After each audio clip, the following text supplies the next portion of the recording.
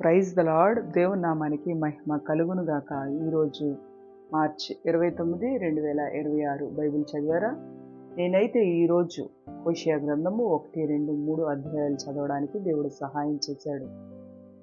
ఇక్కడ హోషేయ గ్రంథంలో మనం చూస్తే ఇశ్రాయేలు గురించి హోషేయ ద్వారా దేవుడు కొన్ని విషయాలు బయలుపరుస్తాడు.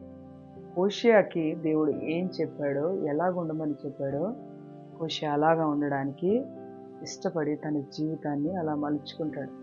మరి ప్రియ దేవుని బిడ్డ, దేవుడు ఏం చెప్తున్నాడో అది మనం చేస్తున్నామా? దేవునికి ఇష్టమైన కార్యాలు మనం చేస్తున్నామా? ఆయన మాటలన్నీ బైబిల్లో ఉన్నవన్నీ మనం చదవగలుగుతున్నామా? బైబిల్ చదవడానికి చాలామందికి ఇష్టం ఉండట్లేదు. దేవుడు ప్రతిరోజు మనల్ని ఎంకరేజ్ చేస్తున్నాడు, మనల్ని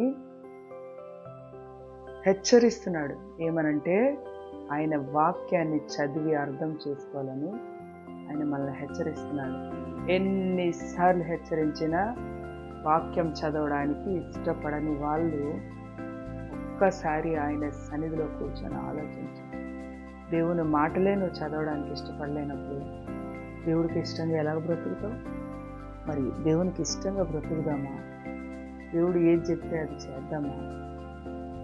దేవుని సన్నిధిలో ఎక్కువ సమయం గడపాలి. ఆయన వాక్యంలో, ప్రార్థనలో, ఆయన సంఘంలో, ఇట్లా మనం సమయాన్ని గడపడం వలన లోకముతో మన సంబంధం తక్కువైపోతుంది. ఈ లోకము చాలా భయంకరంగా ఉంది, రోజులేమీ బాగలేదు. అందుకే దేవుని నమ్ముకుందాం, దేవునితో సమయం గడుపుదాం, దేవుని మాటలు విందాం, దేవుని మాటలు చదువుదాం. ఆ విధంగా దేవుడు మనలందరినీ కూడా అంతము వరకు నడిపించాలని నేను ప్రార్థన చేస్తున్నాను. మీరు కూడా ప్రార్థన చేసుకొని దేవుని వాక్యం చదవడం ద్వారా ముందుకు వెళ్ళాలని నేను ఆశపడుతున్నాను. దేవుడు ఆ విధంగా మనకు అందరికీ సహాయం చేసి నడిపించును గాక. ఆమేన్. Praise Lord. God bless you all.